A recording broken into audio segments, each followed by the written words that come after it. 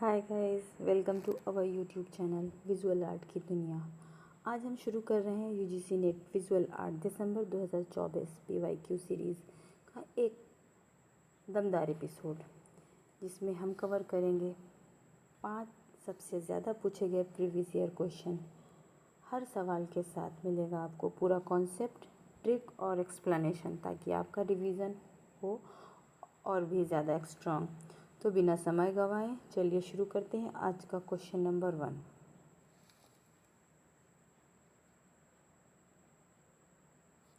Question है, निम्नलिखित में से कौन सा प्लास्टर ऑफ पेरिस के त्वरक एजेंट है?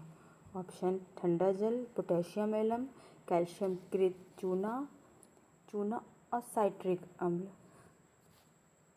तो इसका आंसर होगा पोटेशियम एलम और चूना। It means answer B. अब हम इसमें एक्सप्लेन करेंगे, हम समझेंगे कि प्लास्टर ऑफ पेरिस क्या होता है,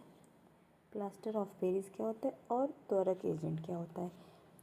तो जिप्सम के निर्जलीकरण से जिप्सम में जो पानी होता है, जब हम उसको जला देते हैं, कैसे जिप्सम एक प्राकृतिक खनिज है जिसमें पानी मौजूद होता है। जब जिप्सम को 150 डिग्री सेल्सियस से 180 डिग्री तापमान पर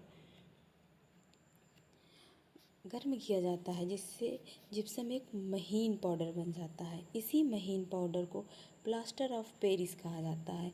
इसका उपयोग हम मूर्तियाँ बनाने में, सजावटी वस्तुओं का निर्माण करने में और हड्डियों को जोड़ने में करते हैं। जब प्लास्टर ऑफ पेरिस में फिर से पानी मिलाकर गूंथा जाता है तो यह फिर से जिप्सम बन जाता है।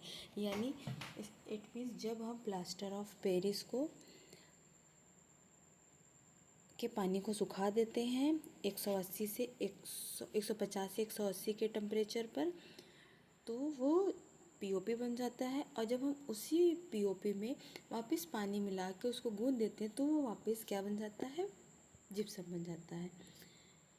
अब पानी मिलाने पर प्लास्टर ऑफ पेरिस को जमने में कितना समय लगता है? 20 से 25 मिनट का समय लगता है। लेकिन जब पीओपी को पानी के स्थान पर किस चीज़ का, त्वरक एजेंट का यूज़ करते हैं, मिलाकर गूंथा जाता है, तो पीओपी जमने में बस कितना समय? 1 और 2 मिनट का समय लगता है।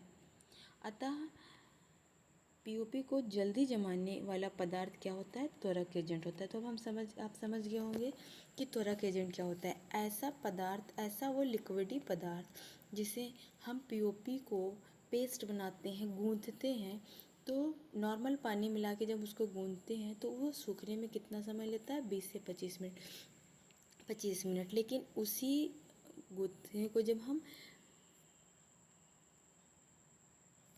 त्वरक एजेंट मिलाते हैं, क्या त्वरक एजेंट, तो वो जमने में कितना, सेट होने में बस 1 से 2 मिनट का समय लेता है। तो उसी को हम क्या कहते हैं? त्वरक एजेंट कहते हैं। यानी जल्दी जमाने वाले जो भी पदार्थ होते हैं जो पीओपी में यूज़ होते हैं, उसी को त्वरक एजेंट कहा जाता है। अब त्वरक एजेंट कौन कौन से होते हैं? तो पोटेशियम एलम, कैल्सिनेट चूना और पोटेशियम सल्फेट, ये चारों हमारे त्वरक एजेंट होते हैं जिससे पीओपी जल्दी जम जाता है। तो अब क्वेश्चन में वापस जाते हैं। क्वेश्चन में क्या है? पोटेशियम एलम और चूना, यही दो से पीओपी जल्दी जम जाता है। तो ये क्या है? त्वरक एजेंट। तो आंसर हमारा क्या हो जाएगा? बी। अब अगला क्वेश्चन है हमारा चित्र सूत्र। संपूर्ण चित्र सूत्र को कितने अध्यायों में विभाजित किया गया है? तो इसका आंसर हो जाएगा 9। पहले हम समझते हैं कि चित्र सूत्र होता क्या। चित्र सूत्र विष्णु धर्मोत्तर पुराण के तीसरे खंड के 35 से 43, कितने से? 35 से लेकर 43 तक का जो चैप्टर होता है, उसी चैप्टर को क्या कहा जाता है? चित्र सूत्र कहा जाता है। इट मीन्स कितने चैप्टर होते हैं? 9 चैप्टर होते हैं, 35 से 43 तक। तो वो 9 चैप्टर कौन कौन से होते हैं हम आगे देखेंगे। चित्रसूत्र में कितने अध्याय होते हैं? 9 अध्याय।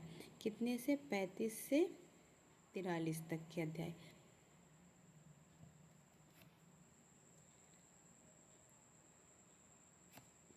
43 तक के अध्याय। तो पहला है आयाम मान, दूसरा है प्रमाण मान, तीसरा है सामान्य मान, चौथा है प्रतिमा लक्षण, पांचवा है क्षय वृद्धि, छठवां है रंग व्यतिकर, 7 है वर्तना, 8 है रूप निर्माण और 9 है श्रृंगादि। ये हमारे क्या हो गए, 9 चैप्टर हो गए चित्र सूत्र के। किस चीज़ के, चित्र सूत्र के। ये 9 अध्याय हैं जो विष्णु धर्मोत्तर पुराण के प्रकरण 35 से 43 तक आते हैं। अब हम अपने अगले क्वेश्चन की तरफ बढ़ते हैं।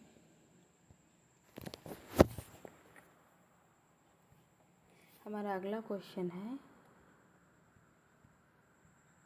मिलान का, जिसमें कुछ आर्टिस्ट का नाम दिया है और उनकी पेंटिंग दी गई जिसे हमें मैच करना है।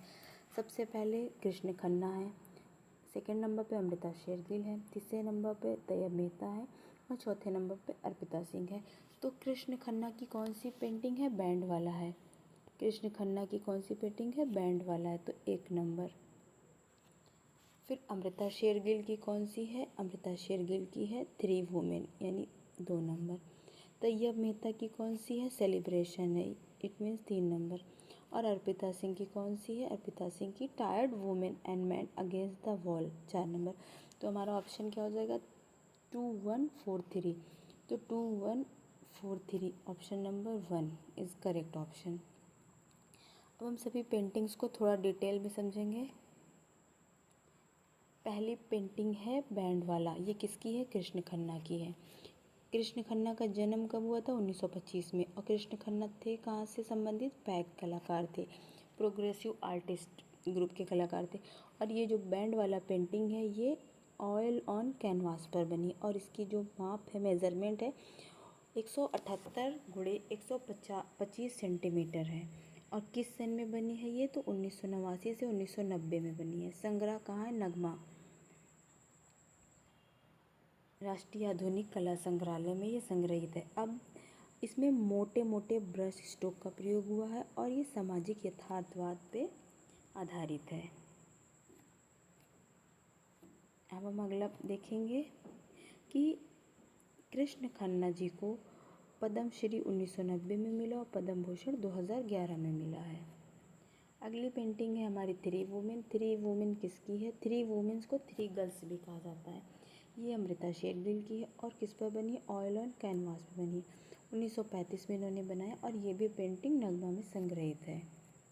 अगली पेंटिंग है tired women and man against the wall, ये पेंटिंग अर्पिता सिंह की है।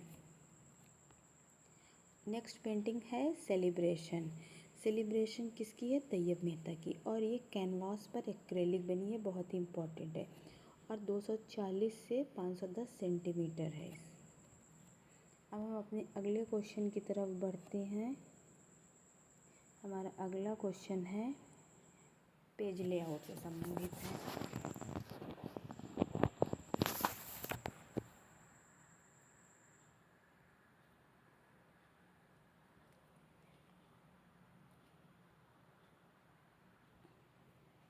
पेज लेआउट सॉफ्टवेयर पूछ रहा है इसमें कि पेज लेआउट सॉफ्टवेयर विशिष्ट आउटपुट डिवाइस में भेजे जाने से पूर्व सभी पेज एलिमेंट डिजिटल असेंबली को अनुमति देता है। कौन कौन सा वो पेज लेआउट, इसमें बस क्वेश्चन को पूछने का एक ही उद्देश्य है कि पेज लेआउट सॉफ्टवेयर कौन कौन सा है, पेज लेआउट सॉफ्टवेयर कौन कौन सा है। तो हमें यहाँ पे देखना है, 5 ऑप्शन दिए गए हैं, हमें इसमें से बताना है कि पेज लेआउट सॉफ्टवेयर कौन से है। तो आइए हम कुछ पेज लेआउट सॉफ्टवेयर के बारे में पहले जान लेते हैं। यहाँ पे कुछ पेज लेआउट सॉफ्टवेयर के बारे में बताया गया है। तो adobe InDesign, quark express, affinity publishers, Scribus, Microsoft publisher, lucid press, Canva और एडोब पेज मेकर, ये हमारे 8 पेज लेआउट सॉफ्टवेयर है। जिसमें स्क्राइबस ओपन सोर्स है, लुसिपर्स ऑनलाइन प्रयोग होता है और कैनवा का प्रयोग भी ऑनलाइन टूल के लिए करते हैं और एडोब पेज मेकर है। तो अब हम ऑप्शन की तरफ चलते हैं फिर से। हमारा इसमें ऑप्शन है, देखिए हम उसमें पढ़े थे अभी, एडोब कोरल ड्रॉ उसमें नहीं था तो कोरल ड्रॉ नहीं होगा, एडोब पेज मेकर हो जाएगा, एडोब इंडिज़ाइन उसमें था, माइक्रोसॉफ्ट वर्ड नहीं होगा। जैसा कि हम सभी लोग जानते हैं वो माइक्रोसॉफ्ट वर्ड यानी वर्ड प्रोसेसिंग सॉफ्टवेयर, उस पर वर्ड से सारे काम होते हैं। और क्वार्क एक्सप्रेस, तो यहाँ पे आंसर हो जाएगा बी, सी और ई, तो बी सी आंसर इसका हो गया। अब हम कोरल ड्रॉ को समझेंगे कि कोरल ड्रॉ होता क्या है। कोरल ड्रॉ एक मुख्यतः वेक्टर ग्राफिक डिज़ाइन, बस कोरल ड्रॉ में ये याद रखिए कि ये एक वेक्टर ग्राफिक डिज़ाइन है। अक्सर क्वेश्चन पूछता है निम्नलिखित में से कौन वेक्टर डिज़ाइन ग्राफिक है, तो Corel Draw vector design graphic है, ना कि क्या है पेज लेआउट है। क्वेश्चन पूछ ले निम्नलिखित में से कौन पेज लेआउट है, तो भी हम कोरल ड्रॉ को जानेंगे, और वेक्टर ग्राफिक क्या है तो हम कोरल ड्रॉ को लगाएंगे। दूसरा एडोब पेज मेकर, ये क्या है पेज लेआउट है।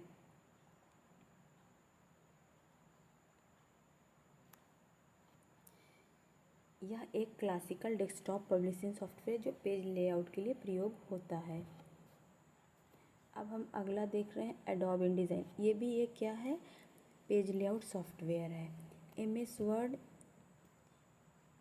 वर्ड क्या है एक वर्ड प्रोसेसिंग सॉफ्टवेयर है, जैसा कि वो अपने नाम से क्लियर है, माइक्रोसॉफ्ट वर्ड प्रोसेसिंग सॉफ्टवेयर, तो ये क्या है वर्ड प्रोसेसिंग सॉफ्टवेयर है, तो इसका पेज लेआउट से कोई संबंध नहीं है। अगला है क्वार्क एक्सप्रेस। क्वार्क एक्सप्रेस एक प्रोफेशनल पेज लेआउट सॉफ्टवेयर है, क्या है प्रोफेशनल, जिससे बुक्स, मैगजीन, ब्रोशर डिज़ाइन का प्रयोग होता है। तो इसलिए आंसर हमारा क्या हो जाएगा, आंसर हमारा हो जाएगा एडोब पेज मेकर, एडोब इंडिज़ाइन और क्वार्क, तो बी सी ई इसका आंसर है। अब हम अगले क्वेश्चन की तरफ चलते हैं।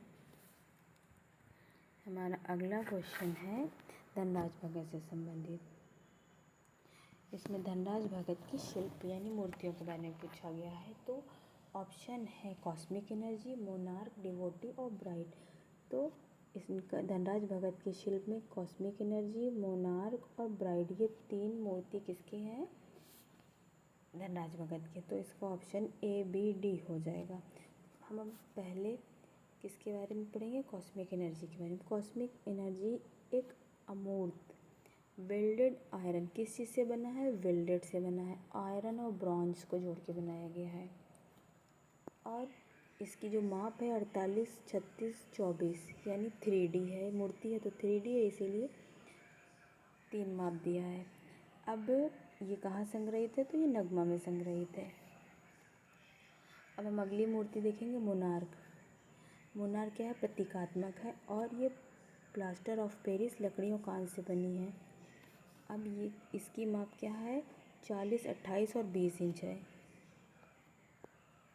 अगली मूर्ति कौन सी है, ब्राइड है। ब्राइड टेराकोटा ब्रॉन्ज से बनी है, और ये 36, 24 में है, और कहाँ संग्रहित है, ललित कला अकादमी में। अगली है डिवोटी।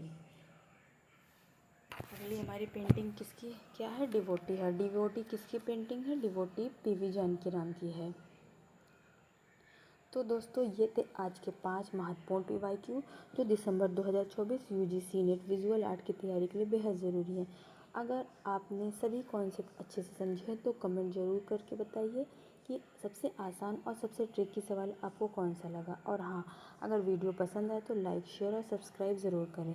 और हमारे चैनल विजुअल आर्ट की दुनिया को, जहाँ हम विजुअल आर्ट की तैयारी को बनाते हैं पूरी तरह एग्ज़ाम ओरिएंटेड और आसान, कलाकार की नज़र, विज्ञान की समझ, यही है हमारी पहचान। मिलते हैं अगले वीडियो में 5 सवालों के साथ।